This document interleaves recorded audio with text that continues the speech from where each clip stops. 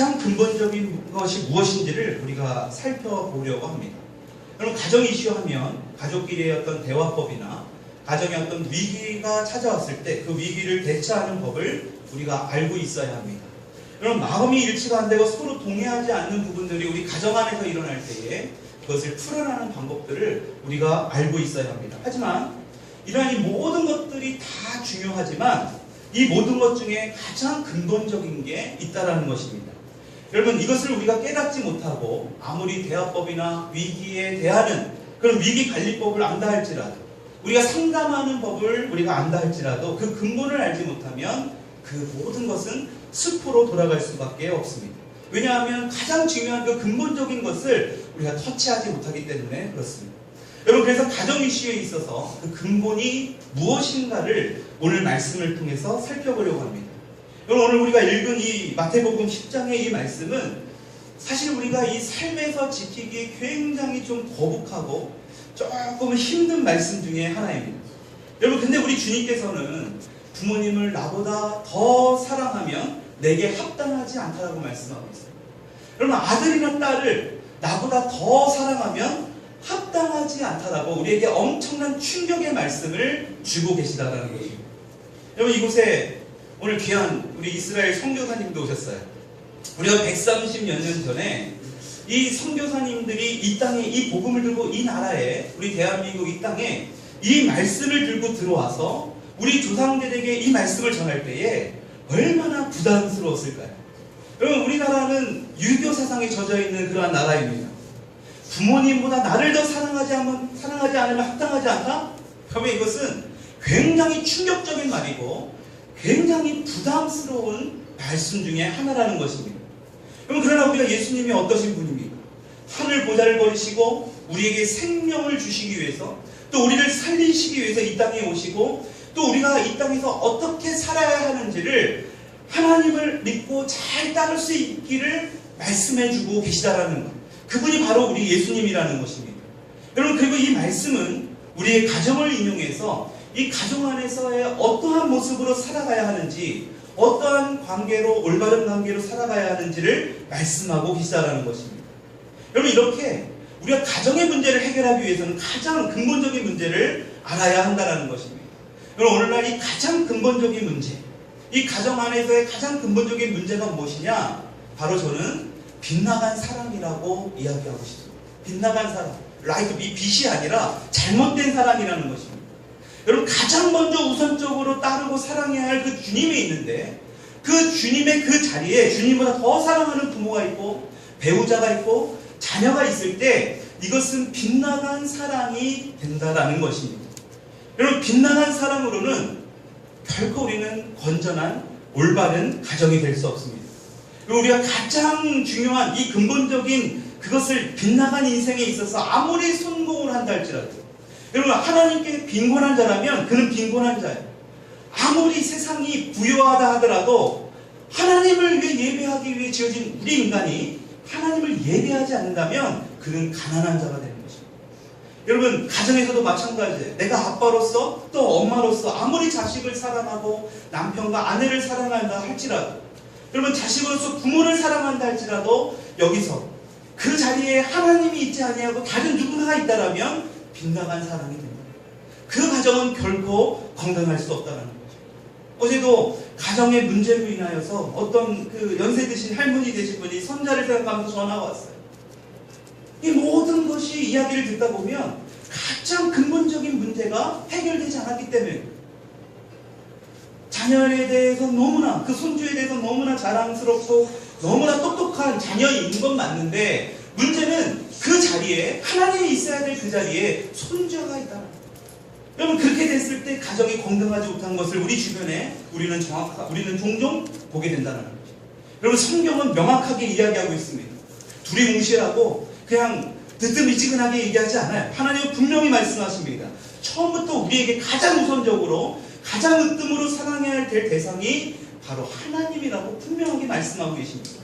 여러분, 유대인들에게 있어서 구약 성경의 가장 으뜸되는 말씀, 물론 다 좋은 말씀이지만 그 중에 한 구절의 말씀을 말씀을 뽑으라고 한다면 그들은 주저하지 않고 신명기 6장 4절로 5절까지의 말씀을 그들은 뽑습니다. 무슨 말씀이냐? 한번 열어볼까요? 우리 같이 한번 읽어봅시다. 시작!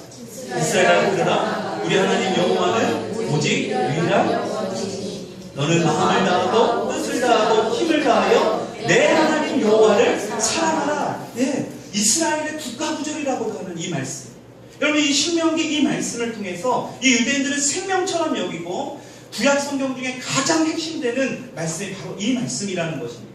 여러분, 또 신약 성경에 와서는 예수님께서 뭐라고 말씀하고 계시네요. 여러분, 어느 날 율법학자가 예수님께 찾아옵니다. 그리고 이러한 질문을 합니다.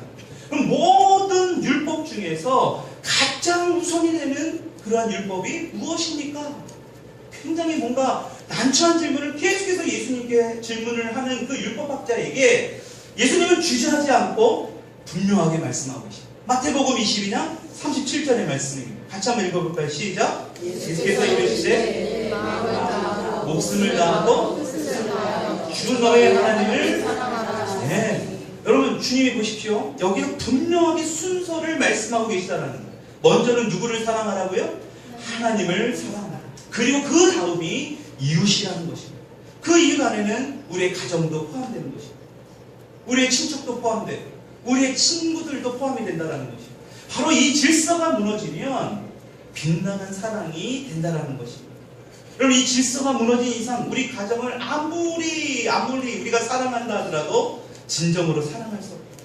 이것은 마치 우리가 옷을 입을 때 첫 번째 이 단추를 잘못 끼우면 나중에 단추를 잘못 끼울 수밖에 없는 그거와 똑같은 원리예요. 여러분, 첫 번째 해야 할 것을 우리가 제대로 하지 못한다라면 그 다음으로 우리가 아무리 열심으로 사랑을 한다 하더라도 그것은 빗나간 사랑이 될 수밖에 없다는 거죠. 오늘 이곳에 나온 저와 여러분들 가운데 다른 어떤 그 무엇보다 하나님을 제일 먼저 사랑할 수 있기를 주님의 이름으로 축원합니다. 여러분, 생각을 해보십시오. 오늘날처럼 이 아이들이 이렇게 부모의 사랑을 많이 받고 자라난 적은 우리나라 역사상 그 어느 때도 없었습니다. 정말 많은 사랑을 받지 않습니까? 왜 그래요? 예전만 하더라도 이곳에 오신 우리 부모님 세대를 보면 다 자녀들이 못해도 4, 5, 많으면 10명이 넘어갑니다. 근데 오늘날은 끼케야 자녀들이 하나, 둘입니다. 그 어느 때보다 부모님이 많은 관심을 갖고 사랑하는 이 세상을 살아가는 오늘날에 이 다음 세대들이 과연 잘 살아가고 있습니까? 오히려 그때보다 더 이 자녀들이 삐뚤어지고 더 많은 문제와 이슈가 생겨나는 것이 현실이라는 것입니다. 더 많은 사랑을 주는데, 그렇죠? 더 많은 사랑으로 그들을 보살피고 베푸는데도 불구하고 많은 문제가 있는 것이 다름이 아니라 무엇이냐? 바로 이 순서가 잘못됐다는 거죠. 여러분, 먼저 사랑해야 할 그 하나님을 외면하고 하나님을 무시하고 예배 가운데 예배를 드리지 아니하고 자기 멋대로 자기 뜻대로 자기 열심으로 사랑할 그 가정을 비롯하여 그 나중에 이웃을 사랑하라고 했는데 이 말씀을 지키지 못하기 때문에 오늘날 많은 문제점들이 일어난다는 것입니다. 여기 계신 저와 여러분들 중에 가정이 잘 되지 않기를 원하는 분, 정말 망하기를 원하는 분은 그 누구도 없습니다. 자식이 안 되기를 원하는 부모 그 누구도 없습니다. 공경하고 싶지 않은 자녀, 어떤 자녀도 그런 자녀는 없습니다. 여러분, 근데 잘 보십시오. 우리를 살리시고 우리에게 복 주시기 위해 찾아오신 그 주님께서 분명하게 말씀하고 계셔요. 먼저 하나님을 사랑하라. 그리고 나서 너희 가정을 비롯한 이웃을 사랑하라. 여러분, 우리가 이 질서를 지키지 아니하면 아무리 다른 가정 세우는 법, 여러 가지 어떤 세미나를 다 참여한다 할지라도 수포로 돌아갈 수밖에 없는 거죠. 여러분, 하나님을 가장 우선적으로 사랑해야 하고 예배할 그 자리에 배우자와 자녀와 부모를 놓았을 때 어떠한 일이 벌어지는지를 오늘 성경 말씀을 통해 우리가 살펴보기를 원합니다. 여러분, 먼저 아담과 하와의 경우를 살펴볼까 합니다. 여러분, 아담과 하와는 우리의 부부관계를 이야기하고 있습니다. 여러분, 아담이 하와를 진짜 사랑했다는 것을 우리가 말씀을 통해서 알 수 있습니다. 여러분, 아담을 먼저 하나님께서 창조하시고 그가 홀로 있고 외로워하는 것을 하나님이 안타깝게 여기셔서 하나님이 그를 잠들게 하신 후에 그의 갈빗대를 취해서 여자를 만들었다라고 성경은 말씀하고 계십니다. 여러분, 그래서 아담이 이 하와를 보는 순간에 내 살 중에 살이요, 내 뼈 중에 뼈요.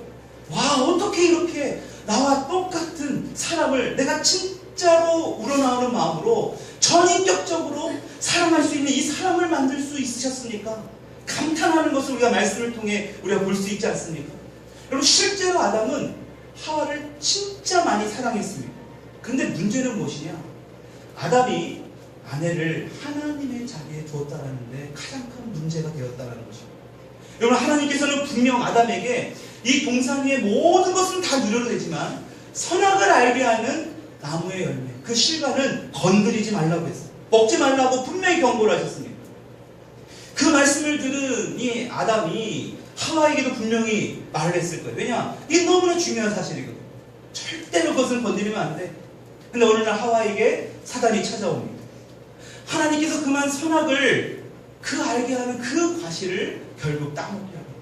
그럼 성경을 보게 되면 하와가 직접 따먹고 나서 아담에게 주었는지, 아니면 하와가 갖고 와서 아담하고 같이 먹자고 하는지 우리는 잘 알 수는 없지만, 아무튼 그때 분명한 것은 아담이 하와가 그런 이야기를 했을 때에 분명하게 선을 그었어요. 왜? 하나님께서 분명하게 직접 아담에게 말씀하셨기 때문에 그렇습니다. 근데 아담이 어떻습니까? 아내의 말을 듣고 말합니다. 여러분, 아담에게 가장 우선적으로 있어야 할 그 하나님의 자리에 하와를 두었더니 다른 사람이 그 자리에 있게 되었을 때 일어난 비극을 우리가 성경을 통해 볼 수 있습니다. 여러분, 하나님의 말씀은 진리이고 생명이 되는 줄 믿으시기 바랍니다. 네. 여러분, 하나님의 말씀보다 더 사랑하는 자의 말을 듣고 따랐던 결과 그들이 어떻게 됩니까? 에덴 동산에서 추방됩니다. 두 번째로, 부모가 자식을 하나님처럼 사랑하는 경우입니다. 부모가 자식을 하나님의 자리에 놓았어요. 여러분, 나이가 많이 들어 어렵게 아들을 갖게 된 이 이삭과 리브가의 경우에 여러분, 이들이 얼마나 그를 귀하게 여겼을까요? 늦둥이로 또 그 아이들, 이 쌍둥이의 이 아이들을 정말로 귀하게, 자신의 생명처럼 귀하게 여겼을 것입니다. 여러분, 아버지 이삭의 경우에 첫째 에서를 사랑했습니다. 그런데 하나님께서는 이들이 뱃속에 있을 때부터 먼저 된 자가 나중된 자를 섬기게 될 거라고 말씀했어요. 그럼에도 불구하고 이삭은 끊임없이 에서 첫째에 대해 집착을 버리지 못하는 것을 우리가 성경 말씀을 통해 우리가 볼 수 있습니다. 여러분, 또 어머니 리브가는 어때요? 하나님을 더 사랑함에도 불구하고 둘째인 야곱을 너무나 사랑합니다. 하나님께서 분명히 말씀하셨어요. 리브가에게 으뜸이 될 것, 낳은 자가 둘째가 먼저가 될 거라고 분명히 말씀했는데도 그 엄마는 어때요? 리브가는 하나님의 때를 기다리지 않아요. 자신의 방법으로, 심지어는 남편을 속이면서까지 이 첫째가 받아야 될 그 장자권의 축복을 둘째가 받게 만들어요. 여러분, 하나님을 사랑해야 할 그 자리에 자녀를 두었던 그 결과, 그 가정은 풍지박산입니다. 산산조각이 납니다. 부모와 자식은 다시는 생전에 볼 수 없는 생이별을 맞이합니다. 형제관계는 어떻습니까? 서로 완전히, 물론 나중에 극적인 화해를 갖지만 엄청난 다툼과 서로 갈라지는 그런 아픔과 상처를 주고받게 되는 거죠. 여러분, 이렇게 빗나간 사랑으로는 결코 가정이 건강할 수 없음을 우리가 말씀을 통해 볼 수 있어요. 또 성경을 보게 되면 부모를 자녀들이 하나님보다 더 사랑하게 될 때, 여러분, 부모를 하나님의 자리에 놓였을 때 어떤 일이 일어나는지 여러분, 우리가 분명히 알아야 될 것이 있습니다. 부모는 우리가 마땅히 사랑과 존경의 대상입니다. 여러분, 그래서 12계명에도 제5계명에 내 부모를 공경하라라고 분명히 기록되어 있습니다. 여러분, 신약 성경에도 주 안에서 내 부모를 공경하라, 주 안에서 그들을 순종하라라고 주님은 말씀하고 계십니다. 여러분, 그런데 문제는 이 부모를 사랑하고 존경하는 것과 숭배하는 것은 전혀 다른 거예요. 존경과 사랑과 이 숭배는 전혀 다른 관계라는 것입니다. 여러분, 우리가 이 하나님 자리에 이 부모를 놓았을 때 그들을 숭배하는 단계로 가게 되어지기 마련입니다. 그것은 결국 멸망의 길로 가는 것을 우리가 볼 수 있습니다. 여러분, 그것을 어디에서 보느냐? 이스라엘 왕들의 역사를 기록하고 있는 이 열왕기서를 통해서 보게 되면 그 중에 왕들이 하나님을 완전히 떠난 경우를 볼 수 있습니다. 여러분, 하나님께서 그들을 가리켜서 어떻게 말씀하고 계시느냐? 열왕기상 15장 25절로 26절까지의 말씀입니다. 같이 한번 읽어볼까요? 시작! 유다에서 둘째 해에 여로보암이라는 사람이 이스라엘 왕이 되어 2년 동안 이스라엘을 다스리느니라. 그가 여호와 보시기에 악을 행하되 그의 아버지의 길로 행하고 그가 이스라엘에게 범하게 하는 주 중에 행하는. 네, 여러분 보시죠. 이 빨간 줄로 제가 표시했습니다. 그의 아버지의 길로 행하매. 여러분 왜 이 말씀을 제가 빨갛게 표현했냐면 하나님의 말씀을 떠나서 하나님의 순종하지 못한 그 이스라엘 왕들을 지적할 때에 하나님께서 이렇게 말씀하고 있어요. 그의 아버지의 길로 행하며. 여러분 이 말씀이 후 뒤에 또 한 번 나옵니다. 또 한 번 언급돼요. 여러분 아버지를 존경해야 하는 것은 하나님의 뜻이에요. 마땅히 우리가 행해야 할 일입니다. 근데 무작정 숭배하듯이 그들의 잘못한 것도 우리가 따르게 된다면 우리는 멸망의 길로 나아갈 수밖에 없다는 것입니다. 여러분 사실 우리가 엄밀히 따져본다면 그분들이 우리 조상분들이 꼭 하나님의 뜻에 맞춰서 살지는 않았다라는 거예요. 하나님의 뜻과는 전혀 무관하게 사는 경우도 있으면 그게 사실이에요. 근데 그러한 부분을 우리가 무작정 그분들을 숭배하면서 살 때에 그들이 행했던 잘못된 길을 우리가 따라가게 될 것이고 우리는 결국 멸망의 길로 나아갈 수밖에 없다. 이것이 이스라엘 역사를 통해서 우리에게 분명하게 경고의 메시지를 하나님께서 말씀하고 계시다라는 것입니다. 여러분 성경을 보게 되면 우리에게 명확한 교훈이 하나 있습니다. 오늘 예수님께서 말씀하신 대로 나보다 부모나 자녀를 더 사랑하게 되면 이것은 빗나간 사람이 됩니다. 이것은 결코 생명을 주는 하나님의 길로 나아갈 수 없다. 그렇다면 하나님이 주시는 그 생명의 길로 돌아가려면 이 빗나간 사람을 다시 제자리로 돌이킨다면 우리는 어떻게 해야 될까? 우리는 이러한 빗나간 사람을 다시 하나님께로 포커스로 맞추기 위해서는 우리가 어떻게 해야 할까? 첫 번째로 한번 띄워줘 볼까요? 같이 한번 읽어볼게요. 시작. 예배자로서의 삶을 살아야 한다. 다시 하나님께로 올바른 포커스를 맞추기 위해서는 우리가 예배자의 삶을 살아야 된다는 것입니다. 여러분 우리가 하나님을 진정으로 사랑하십니까? 여러분 그렇다면 우리는 예배자의 삶을 살아야 돼요. 오늘 우리가 주일날의 예배뿐만이 아니라 우리의 삶에서도 날마다 하나님께 드리는 예배가 되어야 돼요. 여러분 아브라함을 보십시오. 100세 때에 낳은 그 이삭이 어찌 보면 자신의 생명보다 더 귀하게 여겼을 것입니다. 여러분 100세 때 아들을 봤습니다. 진짜 아들을 봤는데 얼마나 귀했겠습니까? 물고 빨고 아마 엄청나게 사랑을 했을 것입니다. 근데 어느 날 하나님께서 그를 제물로 바치라고 말씀하고 있습니다. 여러분 아브라함이 이삭을 정말로 말로 할 수 없는 사랑과 귀한 존재였지만 하나님보다는 아니었습니다. 그를 정말로 사랑했지만 하나님보다 사랑하진 않았습니다. 여러분 그리고 아브라함은 하나님의 말씀에 순종하게 됩니다. 여러분 성경은 그가 이삭을 데리고 하나님께 그를 제물로 바치기 위해서 모리아산에 가기까지 3일을 걸었다라고 말씀하고 있습니다. 여러분 3일 동안 걸으면서 이 하나님을 더 사랑해야 하기 때문에 그 아들을 죽여서 하나님께 바쳐야 하는 그 아버지의 심정이 어땠을까? 여러분 이거 우리가 상상이 안 되지 않습니까? 정말 하나님을 너무나 사랑하는데 아들도 사랑해요. 근데 하나님을 더 사랑해야 하기 때문에 아들을 바쳐야 할 그 아버지의 심정이 어땠을까? 와, 저희 자녀들을 만약에 하나님을 더 사랑해야 되는데 바치라고 한다면 정말 쉽지 않은 결정, 정말 엄청난 고민과 연민이 있을 것 같아요. 근데 그 아버지 아브라함에게 더 기가 막힌 질문을 이 이삭이 합니다. 하나님께 제물을 드리기 위해서 이 장작은 준비되었지만 그 제물로 드릴 가축은 어디 있냐라고 이삭이 물어요. 그 말을 듣는 아브라함이 어땠을까? 아, 정말 이 마음이 산산조각이 아마 났을 거라고 저는 생각합니다. 여러분 근데 아브라함은 하나님을 더 사랑해야 하기 때문에 하나님의 말씀에 묵묵히 순종합니다. 여러분 그리고 나서 그가 모리아산에 이르렀을 때 그들과 같이 온 종들에게 분명하게 이렇게 이야기합니다. 창세기 22장 5절 우리 같이 한번 읽어봅시다. 시작. 여호와가 이 종들에게 이르되 너희는 나귀와 함께 여기서니라.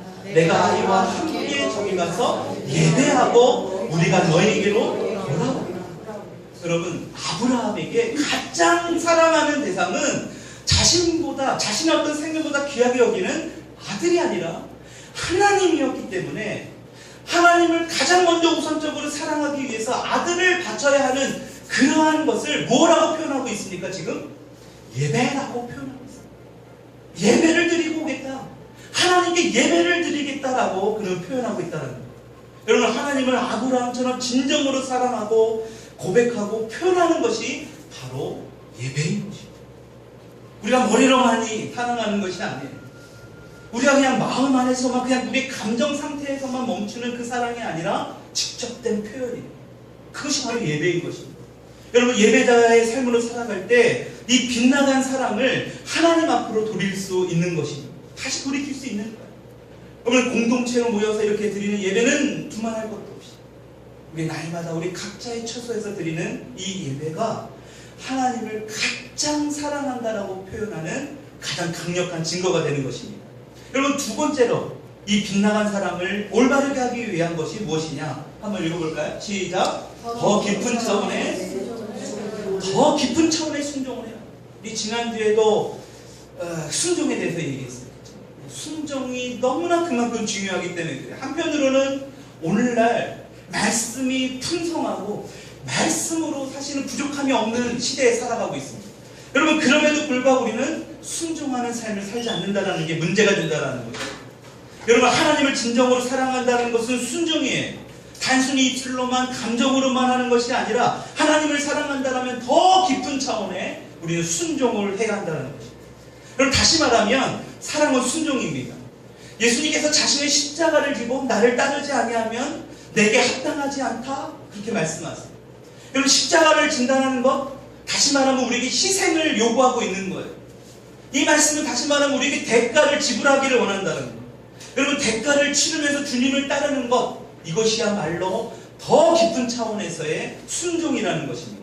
이것이 바로 주님을 사랑하는 것입니다. 여러분, 보통 우리가 설교 말씀을 듣게 되면 이 좋은 말씀 정도로 생각하고 또 이 말씀대로 한번 살아볼까 하는 생각하는 정도로 끝나는 경우가 있습니다. 그러나 그 이상을 요구하는 대가를 치러야 하거나 또 어떤 그 희생이 필요할 때에 더 이상 우리가 순종하지 못하는 경우가 종종 있다는 것입니다. 여러분, 그래서 십자가, 주님의 그 십자가를 지고 따르라는 것은 더 깊은 차원의 순종을 말씀하고 계시다는 것입니다. 여러분, 이렇게 깊은 순종을 통해 하나님을 우리가 진짜로 사랑할 수 있다는 거예요. 그래서 우리가 잘못된 그 빗나간 사랑을 제대로 맞출 수 있다는 거죠.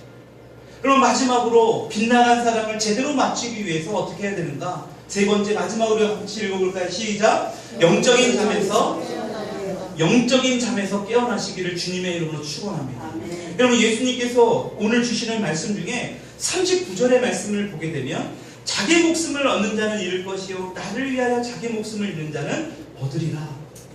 여러분, 이 세상에 어떻게든 살아보려고 발버둥치고 자기 목숨을 하나님이 주신 그 목숨보다 하나님보다 더 귀하게 여기고 발버둥치게 되면 오히려 잃게 된다. 여러분, 다시 말해 이 말씀의 의미는 무엇이냐? 이 세상은 영적으로 빛 아니면 어둠이라는 것입니다. 여러분, 이 말씀은 세상 가운데 있지 말라는 거예요. 다시 말해 이 말씀은 우리에게 중립의 자리는 없다는 거죠. 여러분, 우리는 흔히 세상 가운데 살아가는 것 그 자체에 대해서 우리는 별로 심각하게 생각하지 않아요. 근데 성경은 뭐라고 말씀하느냐? 여러분, 세상 풍조를 따라 세상 사람들과 똑같지 않은 모습을 통해서 성경은 뭐라고 경고하고 있느냐? 여러분, 예수를 믿는 사람보다 세상적으로 살아가는 사람이 더 많아요. 그러다 보니까 자꾸 자기 합리화를 시켜요. 저 사람들 저 사람들 그러는데 뭐 아예 괜찮겠지. 여러분, 성경은 분명히 말씀하고 있어요. 에베소서 2장 2절에 어떻게 말씀하고 있느냐? 한번 같이 읽어볼까요? 시작. 그때 너희는 그 가운데서 행하여 이 세상 풍조를 따르고 공중의 권세 잡은 자를 따랐으니 곧 지금 불순종의 아들 가운데서 역사하는 영이에요. 여러분, 이 세상의 풍조를 따르는 것은 누구의 편이냐? 공중 권세 잡은 자를 따르는 것이죠. 여러분, 공중 권세 잡은 자가 누구예요? 사단 마귀를 뜻하는 거죠. 여러분, 죄송합니다. 세상 풍조를 따르고 있다고 생각하십니까? 이것이 스스로 중립의 자리라고 생각한다면 굉장한 오산을 하고 있다. 성경은 그렇게 말씀하고 있지 않습니다. 이 세상을 따른다, 이 세상의 풍조를 따르는 것은 공중 권세 잡은 자를 따르는 것과 동일하다. 다시 말하면 사단과 마귀의 편에 서 있다. 분명히 편에 서라. 선이냐 악이냐, 하나님의 편이냐 아니면 사단의 편이냐. 여러분, 이 세상이 얼마나 악한지, 이 세상의 풍조를 따르는 우리의 삶이 얼마나 악한지 우리가 이 뉴스를 보면 우리가 잘 알고 있지 않습니까? 이 세상은 우리 가정을 가장 많이 공격하고 가장 많이 힘들게 하고 있습니다. 악한 영은 우리 가정을 가만히 놔두질 않아요. 그래서 우리 OECD 국가 중에서 우리나라가 이혼율이 넘버원입니다. 여러분, 우리 아이들이 어떻습니까? 초등학생 아이들이 자살을 하고 있는 현실에 살고 있습니다. 여러분, 짐승들도 하지 아니하는 이 동성애를 법으로 만들어달라고 떼를 쓰고 있지 않습니까? 얼마 전에도 서울광장에서 이 동성애들이 퍼레이드를 펼치면서 오히려 자랑하고요, 예수를 조롱하고 예수님을 조롱하고. 여러분, 그러한 세상 가운데서 우리 아이들의 가치관을 굉장하게 흔들어가고 있어요. 여러분, 결국에는 동성애들이 지지하는 게 뭡니까? 가정을 파괴하는 거예요. 예수 하나님께서 우리를 만드시고 번성하라, 우리를 통해서 뭐를 말씀하고 있어요? 가정을 이루라는 거예요. 여러분, 그것에 대한 직접적인 공격과 직접적인 대적을 하는 것입니다. 여러분, 그래서 성경은 말씀하고 있는 거예요. 오늘 우리에게 이렇게 말씀하니, 술 취하지 말라, 이는 방탕한 것이니 오직 성령으로 충만함을 이루라. 여러분, 술 취하지 말라, 세상 사람들과 똑같이 방탕한 삶을 살지 말라, 너희들은 오직 성령으로 충만함을 이루라. 여러분, 마지막에 살고 있는, 정말 이 세상이 너무나 혼돈스럽고 알 수 없는 미래 가운데 우리를 끌고 가는 이 세상 가운데 우리에게 너무나 필요한 말씀이지 않습니까? 우리는 영적으로 깨어 있어야 합니다. 여러분, 영적으로 깨어 있어야만 이 빗나간 사랑을 올바른 방향으로 나아갈 수 있다는 것입니다.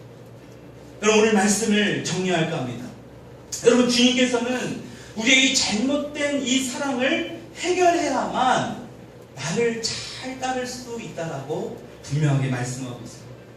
그것을 어떻게 잘 따를 수 있느냐?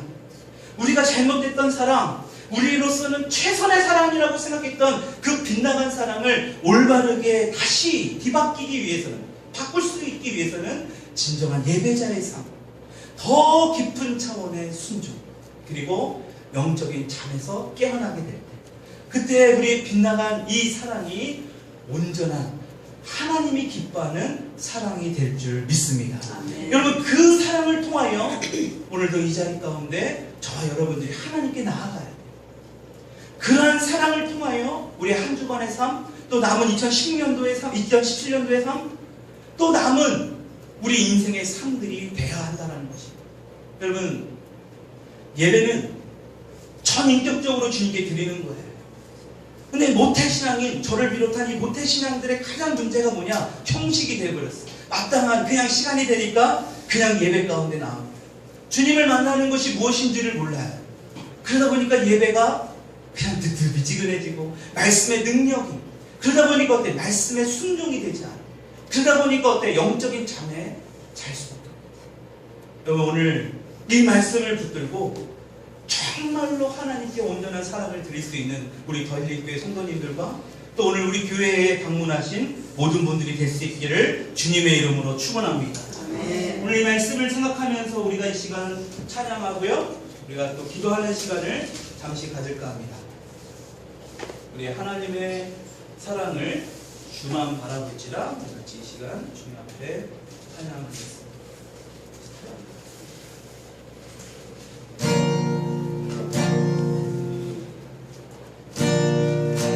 하나님의 사랑을